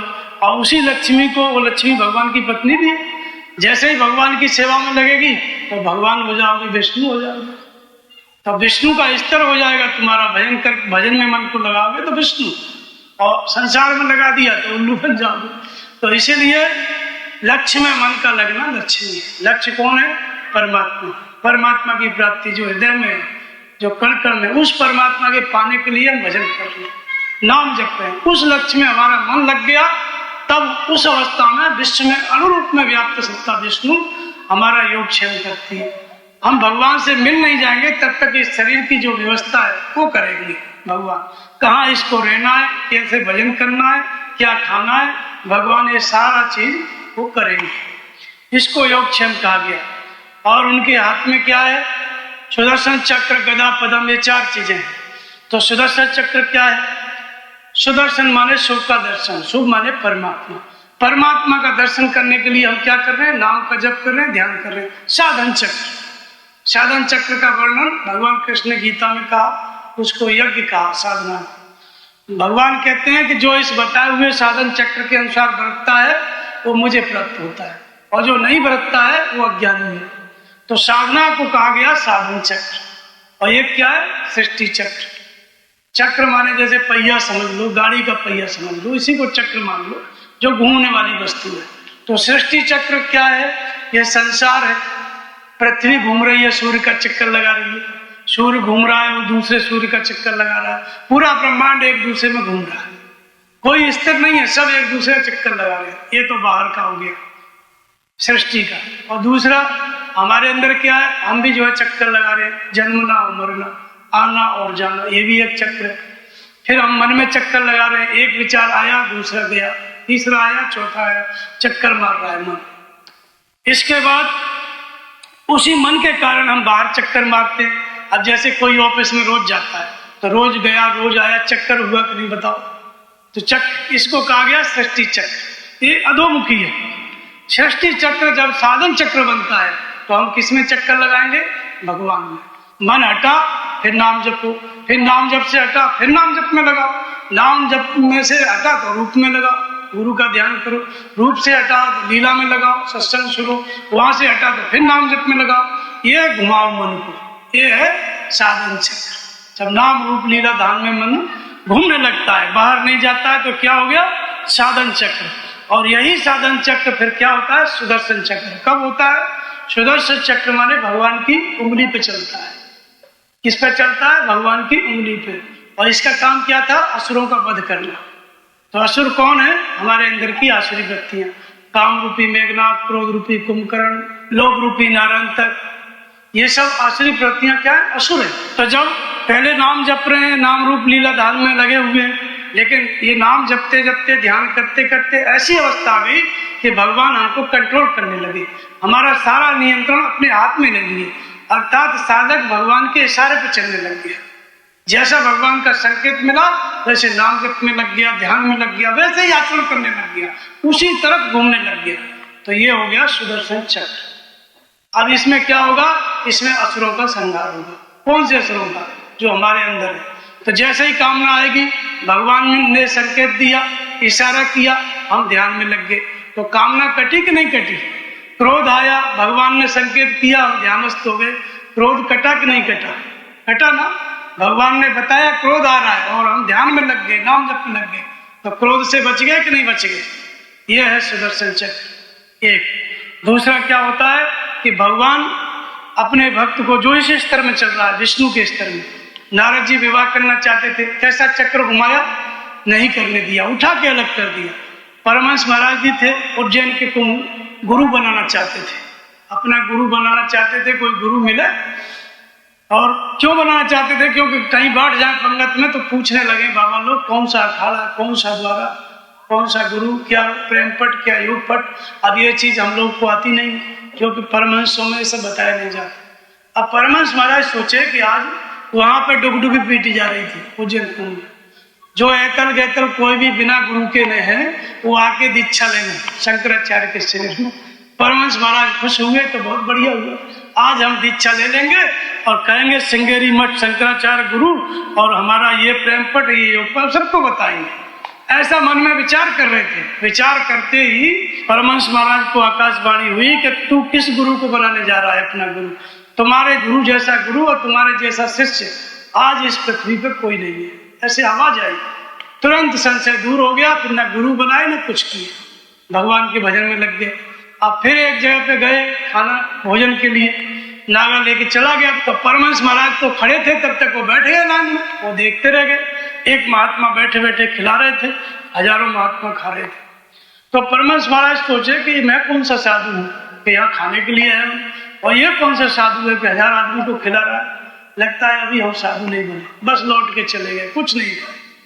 इसके बाद जहाँ मेला लगा था वहां से 1 किलोमीटर दूर छपरा के किनारे पेड़ के नीचे बैठ गए अपना। अब जैसे ही बैठे कुछ देर बाद एक देवी आई, एक माता जी आई, मतलब वो आई थी बंबई से, उनके पति थे वकील, वो गुजर गए थे, विधवा थी, नई उम्र की थी, और उनको आवाज आई कि महात्मा की सेवा करें। वो जा रही थी अपना स्नान करके नदी से वो जल का लोटा लेके, तो जैसे ही परमहंस महाराज के पास सामने से गुजरी, भगवान ने आवाज दी कि इनकी सेवा करें। वो बैठे थे भजन में, इनको आवाज आई, ये अपना जल का लोटा लिए और खड़ी है।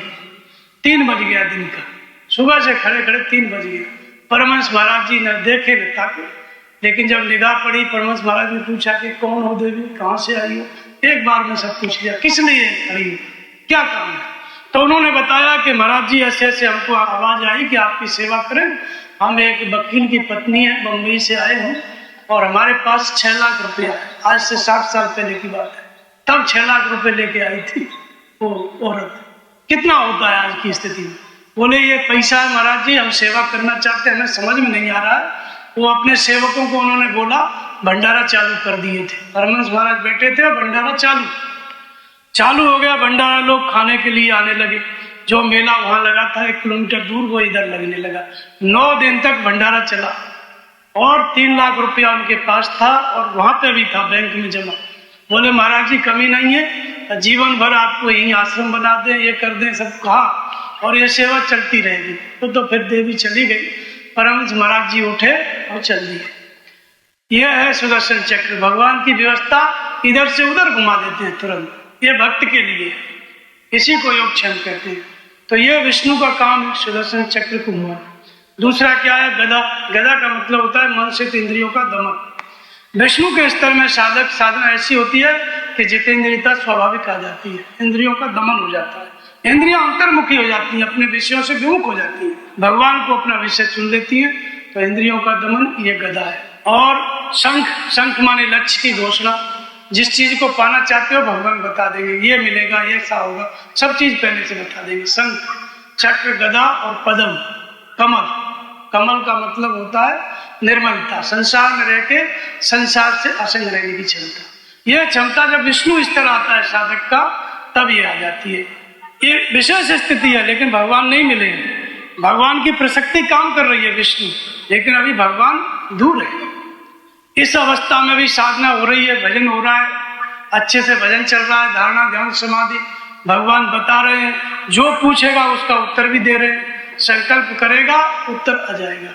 इस अवस्था में, पहले वाली में ब्रह्मा वाली में नहीं आएगा, उसमें इधर उधर हो सकता है, लेकिन विष्णु वाले स्तर में भगवान जो बताएंगे, जो साधक पूछेगा उसको बताएंगे। लेकिन इसके साथ साथ अगर इस स्तर का भक्त कुछ अनर्गल मांग करेगा जैसे कुपत मांग रुज व्याकुल रोगी, कुमार की मांग करेगा तो भगवान पूरा नहीं करेंगे, उसको हटा देंगे। वो कुमार या गलत वस्तु कुछ भी मांगता है भगवान पूरी नहीं करेंगे। कौन सी इच्छा पूरी करेंगे? जो उसके हित में है। जय वेद हो परम हित, नारद सुनो तुम्हारा। हमने तुम्हारा परम हित सोचा है, तुम हित की बात कर रहे हो, तो परम हित इसी में है कि छोड़ो इसको, चलो भजन करो। तो ये अवस्था भगवान की होती है विष्णु की, जहां साधक चाह कर भी नष्ट नहीं हो सकता, गिर नहीं सकता संसार में, चाह ले तो भी भगवान उसको खींच के बाहर ले आएंगे। ये है विष्णु का स्तर, ये भगवान विष्णु का काम है। और लक्ष्मी, लक्ष्मी में मन का लगे रहना, लगातार नाम में रूप में ध्यानस्थ रहना, ये है लक्ष्मी। लक्ष्मी में मन लगाए तो पति विष्णु, और विचलित हो गया तो संसार में फिर उल्लू फिर वो बना देगी लक्ष्मी। मैंने समृद्धि की ओर दौड़ गया, संसार की ओर दौड़ गया, लगा हुआ मन तो उल्लू बन गया फिर संसार में। और क्या हो गया? अच्छा भला भजन कर रहा था, बन गया उल्लू। अब नारद जी बनते बनते उल्लू बच गए, तो ये नीचे की तरफ चली गई ये शक्ति, तो उल्लू बना देगी, संसार में भटका देगी। और ऊपर लगी हुई है भगवान में, तो इसके पति परमात्मा है विष्णु रूप, विष्णु इसके पति है लक्ष्मी। फिर उसके पास समृद्धि की कोई कमी नहीं, जिम सरता जगनिध में जाए। जैसे नदी इत्यादि, गंगा इत्यादि नदी बिना मांगे समुद्र में चली जाती है, उधर ही जा रही है सब। जब तक पिता है कामना नहीं, समुद्र को इच्छा नहीं है जल की, क्योंकि नदियों में जल समुद्र का ही है, उसी से छन के आया है ना बादल बन के, तो उसे तो जरूरत नहीं है, फिर भी जा रही है। ऐसे ही धर्मशील व्यक्ति हो गया, भगवान को पा लिया, या इस स्तर में चल रहा है, भले ही भगवान नहीं मिले, विष्णु का स्तर है, तो उसके पास भी अनायास सब चीज आएगी बिना बुलाए। तेम सुख संपद विनय बुलाए, धर्मशील पर जाय सो, बिना मांगे उसके पास सब चीज जाती है।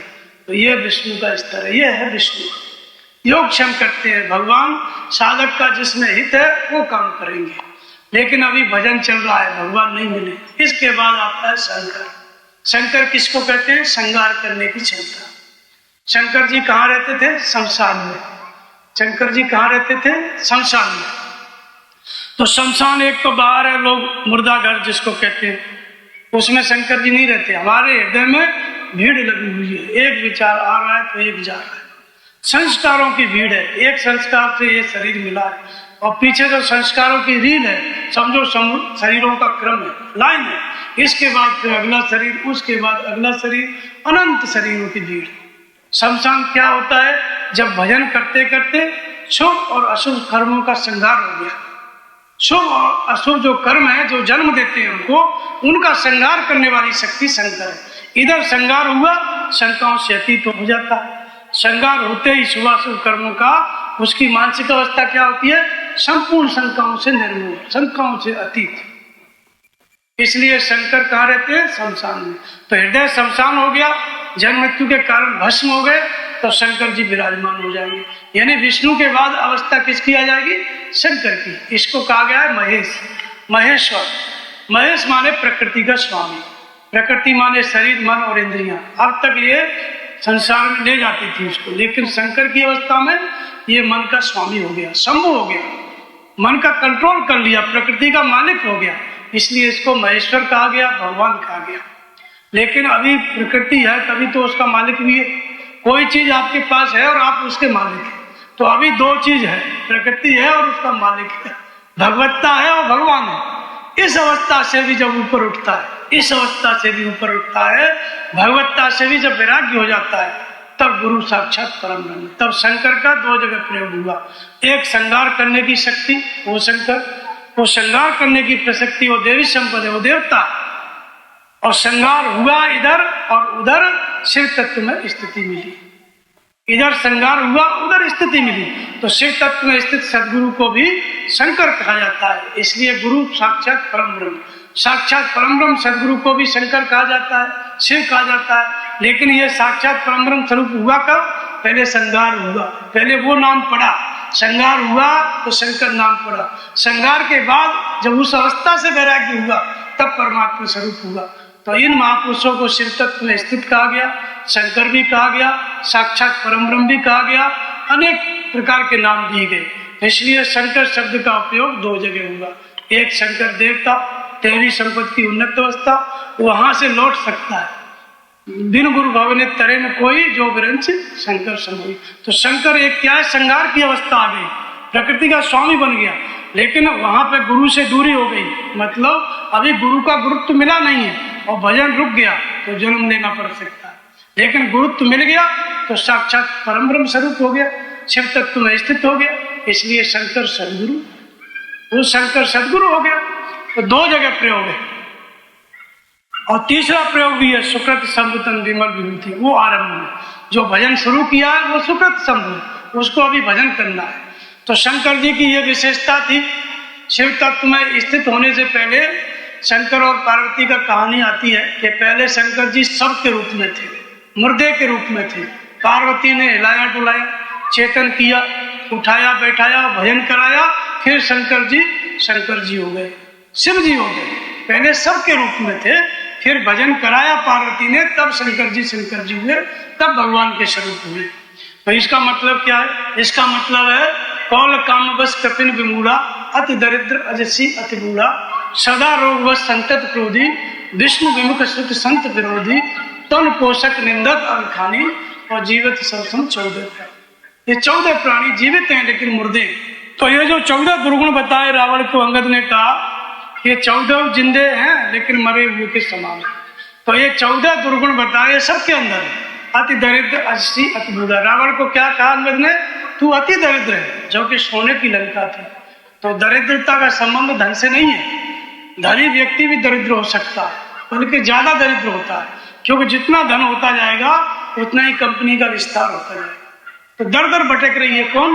चित्त वृत्ति, मन भटक रहा है, ये चाहिए फिर ये चाहिए, दरवाजे दरवाजे घूम रहा है, इसलिए वो दरिद्र है। और जो गरीब आदमी है उसकी इच्छाएं सीमित होती है, थोड़ा बहुत मिल गया, जीविका मिल गई, घर द्वार हो गया, बस शांत। तो इसलिए दरिद्रता का मतलब है जिसकी वृत्ति दर दर भटक रही है। रावण के अंदर ये गुण था, दर दर भटक रही थी। सीता जी को अपहरण करके ले आया, स्वर्ग में सीढ़ी बनाना चाहता था, इच्छा पूरी नहीं हुई, जबकि सोने की लंका थी, लाखों पुत्र थे, भाई थे, लेकिन दर दर भटक रही थी, इसलिए अंगद ने कहा दरिद्र। तो कौल का मतलब वाम मार्गी, कम्युनिस्ट जिसको कहते हैं।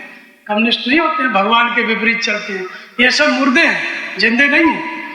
कौल माने वाम मार्गी, काम बस मतलब कामनाओं के बस में, वासनाओं के बस में, वो भी मरा हुआ समझो।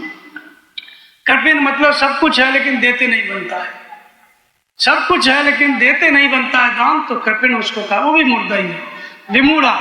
विमूढ़ा का मतलब ऐसा आदमी कोई होता है गांव घर में, संसार में, कि जो कहेगा उसी का काम कर देगा, उसको पता नहीं है मेरा घर है कि दूसरे का। हर आदमी उसको जोतता है, चल भाई मेरा काम कर, मेरा काम कर, बहुत सीधा साधा, उसको विमूढ़ कहा गया। वो भी मुर्दा है, उसको पता ही नहीं है कि जीवन कैसे जीना। तो ऐसे ऐसे ये 14 प्राणी क्या जीवित होते हुए भी मरे हुए के समान है। ये 14 गुण में से एक न एक दुर्गुण जो है, ये दुर्गुण है, हर व्यक्ति में होता है। तो हम सभी मुर्दे हैं। तो मुर्दे का मतलब होता है कि हमारी आत्मा सोई हुई है, प्रसुप्त है, इसलिए आत्मा ही शिव है, उसी को सत्य कहा गया, उसी को शिव कहा गया। प्रसुप्त है इसलिए मुर्दा। इसको जगाता कौन है? पार्वती किसको कहते हैं? प्रेम में वृत्ति। भगवान कैसे प्रकट होता है?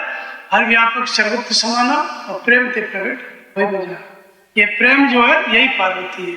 अगर आप भजन कर रहे हैं, नाम जप रहे हैं, तो क्या स्थिति होगी? शुरू में आप बैठे हैं और प्रेमयी वृत्ति क्या है? पार्वती है। ये 4 स्तर में जो नाम का जप है, वैखरी मध्यमा पश्चिंती परा, इसको पार्वती कहा गया।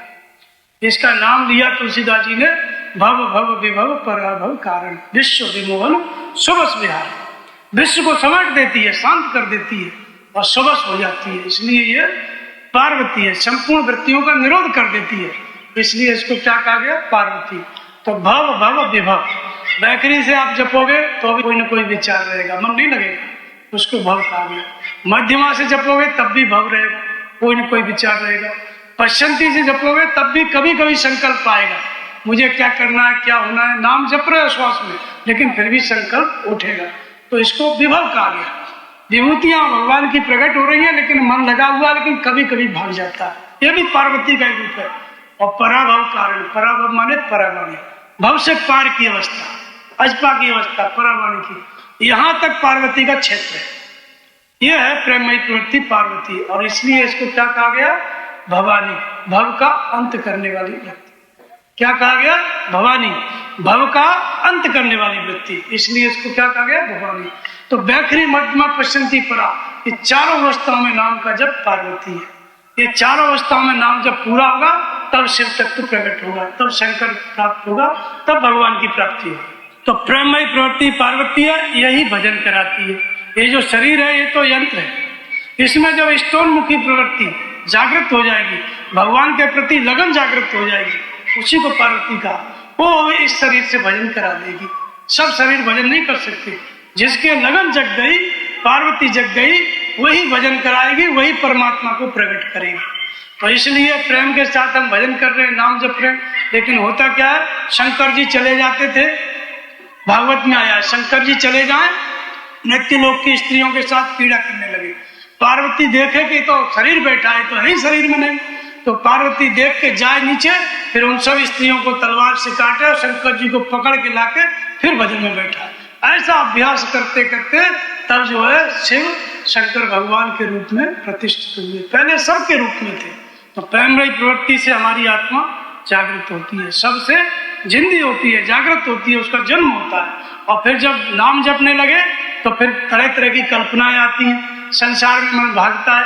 तो अगर प्रेम है हमारे अंदर तो भागते हुए कहाँ भागता है? कल्पना करता है, मृत्युलोक में क्या क्या वस्तु है, क्या विषय है, उनमें जाता है। लेकिन जब प्रेममयी प्रवृत्ति है तो सब जगह से काट देगी और फिर मन को वहां लाके बिठा देगी, नाम जप में, ध्यान में। ये काम पार्वती का था।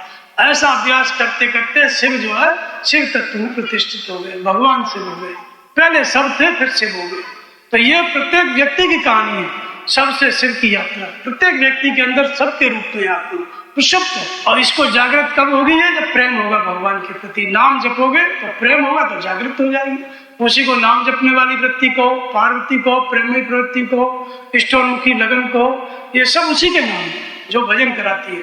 तो इस तरह से यह शंकर जी प्राप्त हो गए, तो शिव तत्व में स्थित हो गए, महापुरुष हो गए। फिर उन्हीं को गुरु कहा गया है, साक्षात परम ब्रह्म कहा गया है गुरु को।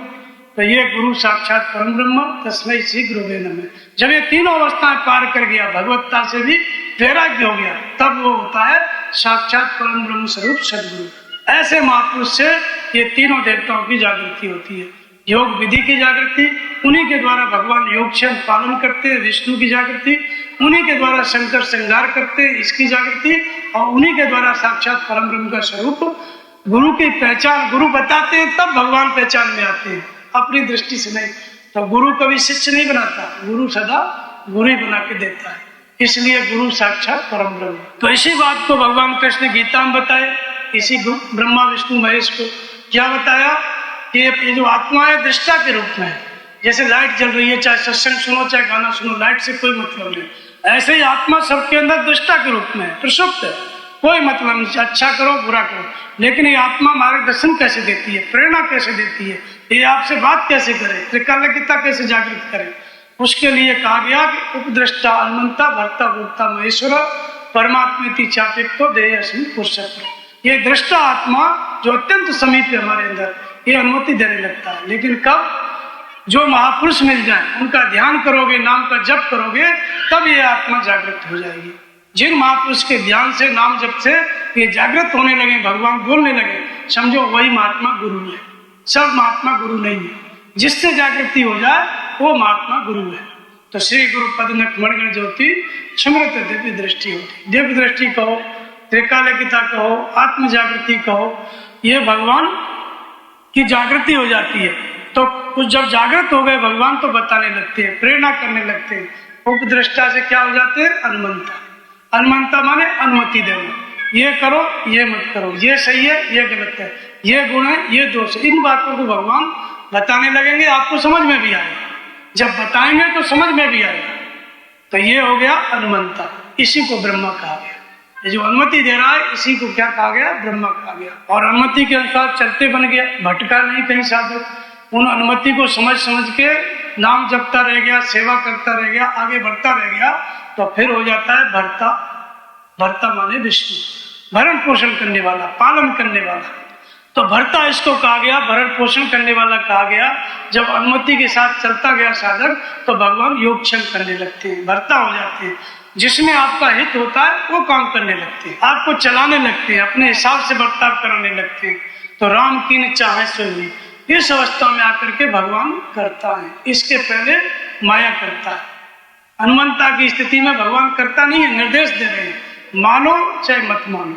लेकिन विष्णु के स्तर में करा लेते हैं, नहीं मानोगे तो मना लेंगे, ये ऐसा स्तर है। तो इसलिए भर्ता हो गया, और भर्ता के बाद भोक्ता, भोक्तारम यज्ञ तपसाम सर्वलोक महेश्वर। भोक्ता माने जो कुछ दान नाम जप किया, भजन किया, साधना की, भगवान उसको स्वीकार कर लेते हैं और भक्त को महेश की स्थिति प्रदान कर देते हैं। यज्ञ दान तप को स्वीकार कर लेते हैं, बदले में उसे अपना स्वरूप प्रदान कर देते हैं, महेश्वर की स्थिति। लेकिन उसको प्रकृति का स्वामी बना देते हैं, मालिक बना देते हैं मन का।